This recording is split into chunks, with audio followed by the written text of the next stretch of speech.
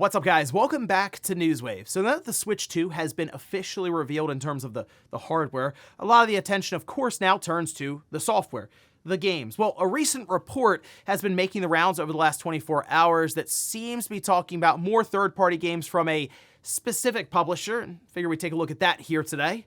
Also, we are going to be talking about Hollow Knight Silksong, as it was back in the news since developers seem to have broken their silence over this game that people have been wondering about for good part of 6 years now. And then we also have that Xbox Developer Direct happening later on today that may have a couple more surprises than expected. So if you guys enjoy these videos, make sure you hit that like button, helps out a ton. And if you're new here to the Spawnwave channel, make sure you subscribe down below. And of course, members of the channel do get Newswave early. If you would like to learn more about that, click the join button down below. And we're gonna start today with the Dreamcast, as another game has been ported to the platform, which it's funny to still think about that with the Dreamcast getting games technically. But in this case, you have a lot of the community that won't let the system go away. They just won't. And it's actually really cool to see some of these projects even get released for people to download and try out for themselves. The latest one we could see posted up over on Time Extension, as they are citing Jan over on Twitter X, saying, "I'm porting the classic Prince of Persia for Dreamcast. It's now available. Actually, you can play the classical way against time or use a quick save feature, which will actually still cost you time. But still, it is technically available now, as you can download the CDI for the game on the project's GitHub page and load it up, whether it's on a disk that you burn, or I guess if you have one of those SD card loaders for it, which I do think is actually worth getting, because it does make projects like these a lot easier to drop onto it and play kind of pretty much on the fly, since this is an alpha release. So it's not, I guess, their finished product there or anything, but still really cool to see that running. Even though I'm not a huge fan of the original Prince of Persia games myself, it's still neat, of course, for fans of it, or just someone who wants to see something new for their Dreamcast. Also, an ESRB rating was spotted for a game from Capcom that might have just sounded exciting there, but then you see the rating for it, and that is for Resident Evil 6, which I understand in the Resident Evil community isn't exactly the highest on the list for most people, but it has actually been a while now, I think about it, since I've played through that game, so I wonder my opinion's changed on it at all. But either way, it does appear at this time there's an Xbox Series listing on the ESRB website, and some places like you can see Pure Xbox said Resident Evil 6 ESRB rating spotted ahead of Xbox Developer Direct. Could it be this legendary Japanese IP? I feel like that would actually be very disappointing for people out there, especially since, as we'll get into later on, there's a certain franchise that people are hoping see some sort of revival with a new version in the franchise. But nonetheless, Resident Evil 6, not shocking to hear that Capcom would decide to port it to something else with the Xbox Series, I guess PlayStation 5, maybe the Switch too. So I guess just keep an eye out for the legendary Resident Evil 6 maybe showing up at some point on the timeline. Oh, and we did get a sales update for Ace Combat 7, which actually, I took a look, did come out 6 years ago, and we can see, posted up on their official account, 6 million copies have now sold worldwide. In fact, the overall franchise for Ace Combat has sold now 20 million, so, I mean, 7 makes up 6 million of it. You can kind of see how just the franchise in general continues to grow, seemingly with Ace Combat. So, as I mentioned, it's been a while since 7. I'm kind of thinking we're going to see, I guess, the next big Ace Combat game here soon, especially with sales numbers like that. And I know the game itself has been on sale multiple times, been very, very cheap, but they've also done things like ported over to the Switch. It's something that many people didn't think was even possible, but there it was. And they added VR support, which actually added a whole new layer to that game. So they've done a lot of work to it. It seems to have paid off. So yeah, I'm looking forward to see what's next for the Ace Combat series, especially after 6 million sold with the latest entry. And guys, with some of the quick news out of the way, let's get into the bigger stuff. Let's start right away with the Switch 2 and the software, the games that people are hoping will just flood this platform like never before with Nintendo, especially when it comes to third parties, because we already know Nintendo is going to support this with some top-tier first-party games. It's always kind of been the question mark of how many third parties will jump on board, right? Like, for the Switch, as an example, EA didn't really do a lot when it came to Madden, that kind of stuff. And while I know many people out there are like, who cares? There is still a large number of people who buy Madden every year, and that's just something that's just kind of not there for a system that's, coming up on 150 million here very, very soon. And things like Call of Duty as another big one that's just not there. But it does sound like third parties are going crazy and falling over themselves to get to this system, and maybe that's something that will really show through when we get to that April 2nd event. But in the meantime, we are seeing more and more reports circulate online as some are alluding to the idea that third parties are going to show up in force, others just listing a bunch of games, and this one in particular is from Microsoft, which go figure, but we can see this posted up over on Insider Gaming, where they say the news comes from the video game insider X1's. Anyway, they posted up a video and then a report about the Switch 2, and according to it, the following games will be coming to the Switch 2. Microsoft Flight Simulator 2024, Halo the Master Chief Collection, Diablo 4, a Call of Duty game, Fallout 4, and Starfield. So I will tell you, looking up and down the list, many of these are not surprising, or we've heard of them already. Flight Simulator, Halo Master Chief Collection, we just talked about. Nate kind of putting that information out there like a week or so ago. It's not also surprising to hear about Call of Duty, since it's been very publicly shown as part of that FTC case, the whole thing, Microsoft signing with Nintendo for a 10-year deal. Call of Duty is going to this new Switch, and it's going to happen this year. Like, that's all pretty locked in. We understand that. Diablo 4 is interesting. Again, not terribly surprising because Diablo 3 was on the current Switch. So naturally, with more capable hardware that we see here, yes, I'm sure Diablo 4 would be making the move to it. I will say, though, Starfield is an interesting one. Fallout 4 was reportedly planned for the Switch 1, as I believe Imran Khan had talked about that, but it wouldn't shock me if Bethesda played around with the idea of Fallout 4 going to the Switch, and maybe it just wasn't able to handle it, and they just kind of scrapped that idea, or put it on hold until this Switch 2 comes out. Starfield, though. So Starfield works on the Xbox Series S, and I think that is going to be a comparable for the Switch 2. While it's not technically on paper as powerful in terms of raw specs, there's a lot going on when it comes to it having more available memory in terms of RAM. And then also NVIDIA versus AMD, it's just not one-to-one. It really is hard to compare teraflops and that kind of stuff. And we know it does have DLSS. So basically what I'm saying is it wouldn't shock me if Starfield was there, because I do think the Switch 2 will be able to run it. The question, though, obviously comes into play of how is it going to look and how will it actually run? And I say that because we do have games that have come to the Switch 1, but came with quite a few sacrifices to where kind of bordering on the edge of, was it really worth doing? I know when Doom and Doom Eternal and stuff came over, it was like kind of this weird thing of, oh, they cut the frame rate in half, and then at times the resolution had to drop pretty low to make it happen. And it was sort of the same thing with things like Witcher 3. And while we did see patches and other things happen in like the homebrew community where they were able to push the frame rate up at times even to 60 FPS, it was pretty clear there were a lot of limitations that were in play to have it officially released without cranking up clock speeds and making that battery life get cut down quite a bit. So these would be some of those big near impossible ports. I still think one of the biggest ones would be either Cyberpunk, since that's still viewed as a game that is crushing on hardware. And then obviously Grand Theft Auto 6. I will tell you, if Nintendo shows up April 2nd with Rockstar and Take-Two in tow, and they're like, yeah, GTA 6 is coming to this thing at some point, I think that would turn some heads. That would probably impress a lot of people.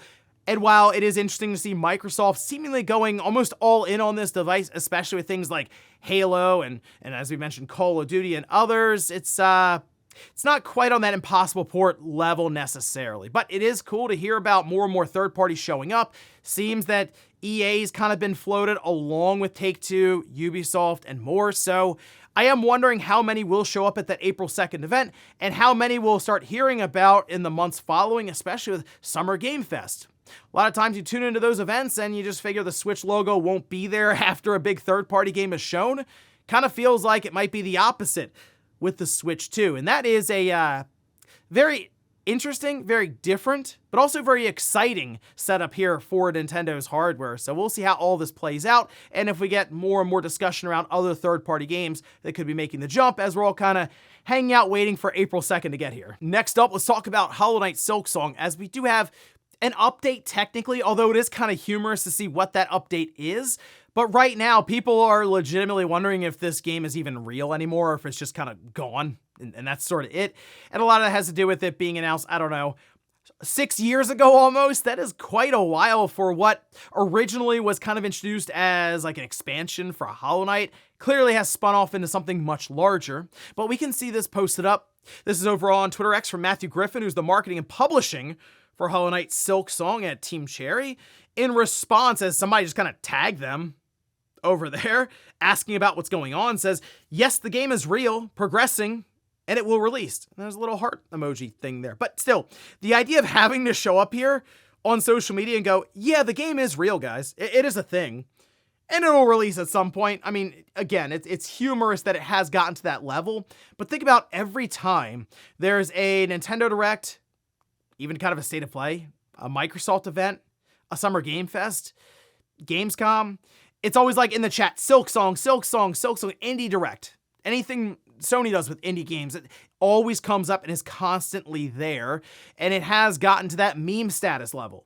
And I do wonder if Team Cherry, while I don't think they meant for it to go this long, because again, originally it was supposed to be attached to Hollow Knight as like an expansion thing. It has gone on so long now, though, that I wonder if when they do show it, if it can live up to those expectations. Like, what has this game evolved into? Because it feels like it's much, much larger than it was supposed to be. And when that happens and people's expectations go through the roof, and then you show up with something that looks good, but not incredible or mind-blowing, it's still disappointing for people. Although who knows, maybe it gets to a position where, look, if we just see this thing and it actually comes out, we'll be happy. Maybe it's gotten to that point too. But either way, at some point it will release, I guess. And since it has been 6 years, and then we had an update in 2023 that it had been delayed, I don't know, maybe, hey, April 2nd, there you go. It could be at the Switch 2 thing, or maybe at some point Microsoft shows it at one of their events since it's going into Game Pass. Day one? Who knows? Hey, maybe Jeff will get it at Summer Game Fest. Either way, I'm sure people will be bringing up constantly in the chat at any of these different events that are live streamed, or then in the comments right below it until it eventually does show up. Next up, we do have that Xbox Developer Direct that will be live 1 p.m. Eastern Time or 10 a.m. Pacific, and people are kind of going back and forth right now as to a surprise game that could be there, since I mean, they've said that there will be 3 known games and then 1 that will be unveiled while the event is happening. And we can see this. This is a quick summary that Cloverl did post up. Doom the Dark Ages, South of Midnight Clear, Obscure Expedition 33, and then a surprise game. So that surprise game is the thing that's really caught a lot of people's attention, trying to guess what it is. The leading candidate right now that people are guessing is Ninja Gaiden. And look, if that is the case, and that's the legendary franchise that is getting a new entry here, that would be awesome. Like a new Ninja Gaiden 4. I mean, Ninja Gaiden 3, I know didn't necessarily hit for everyone, but it would still be awesome, and it's still a franchise I would love to see get a new entry, like Team Ninja showing up here with an awesome-looking Ryu Hayabusa and playing into, I think, more so Ninja Gaiden 2 than anything else. That's still, I know people like the first one because it was incredible when it showed up on the original Xbox. 2 was really good, though. But still, there's also questions around the idea of maybe there's a little more here. So Jez Corden also replied saying maybe more than one surprise, too.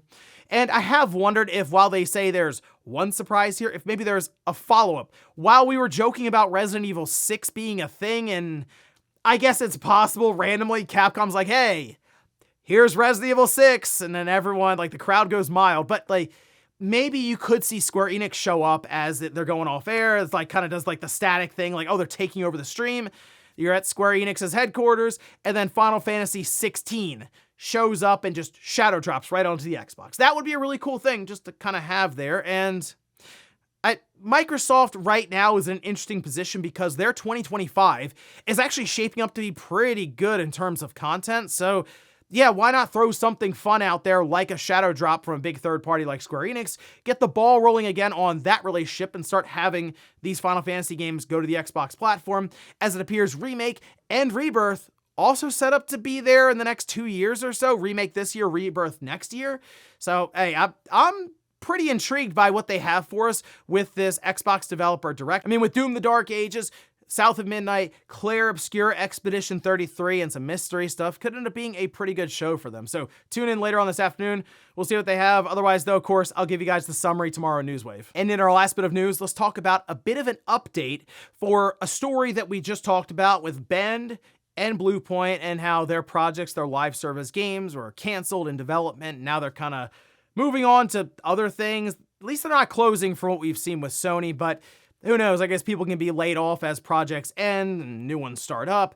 But there was one interesting thing that was thrown out there that definitely had people kind of recoil a bit after hearing this, because it goes along with what appears to be a lot of disorganization from the outside. But like, you can see this posted up. This is over on VGC, where they say Bluepoint and Bend staff learned their live service PS5 games were canceled at the same time as everyone else. Now, this was said by Jeff Grubb on his Game Mess morning show.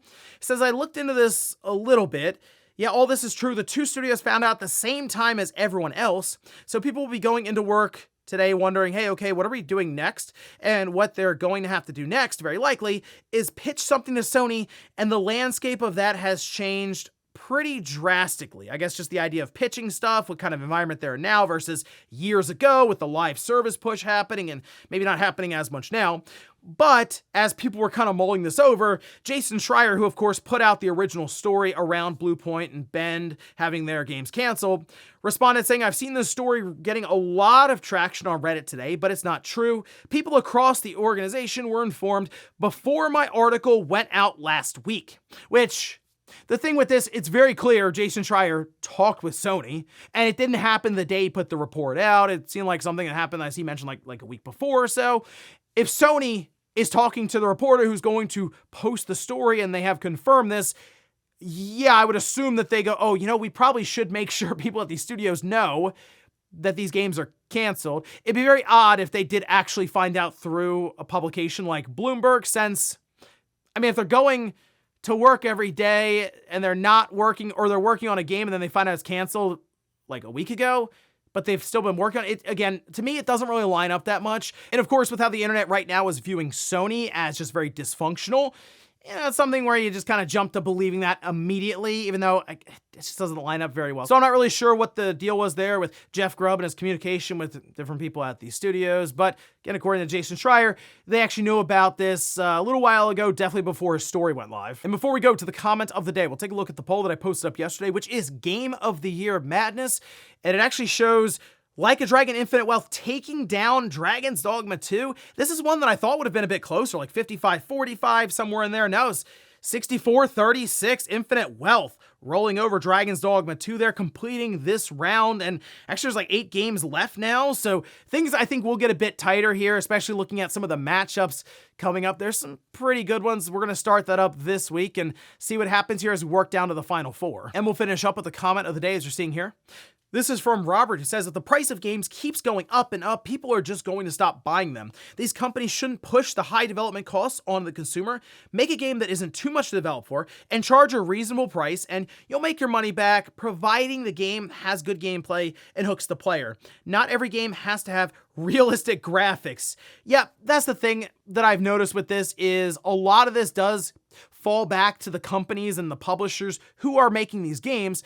But also, as we've mentioned with people talk about inflation and stuff, the salaries in game development does also continue to rise. And we've seen how many people at times it takes to make some of these games. The costs are just out of control. And I have wondered if we went back and maybe visuals got pared down a bit, maybe game length went to 10 to 15 hours. We didn't have big open worlds, but the games were still $60 to $70. Would that be an issue for people? Because I do see things like environments that aren't fully interactive. I see people who talk about reused assets or animations as being a negative thing online. And these are things that, yes, publishers and developers take notice of, to where it's like, well, we have to go above and beyond next time so that we can continue to sell at this sort of a clip. But then a sequel maybe doesn't do as well, and then the studio's gone because their development costs are so high. It's this tightrope that's trying to be walked right now, and I do wonder how much further they can really go before prices do go up. But then how does that affect their sales? Will they end up selling less than before and not making as much money? It's tough to figure out here, but I think you're absolutely right when it comes to development costs. these companies got to figure something out because they cannot keep going up. There's just no way that's possible. Eventually, yeah, the industry would struggle and crash from $100 to $120 games. And ladies and gentlemen, that's going to do it here for Newswave. If you enjoyed this video, guys, hit that like button. If not, hit the dislike. Leave comments down below about everything we talked about here today. If you missed yesterday's Newswave, I'll leave it up here in a card. Or maybe you wanted to hear a bit more discussion around the situation with Sony, Bluepoint, Ben Studio, and their canceled live service games, I'll leave that right below. Thanks, guys, for watching, and I'll see you next time.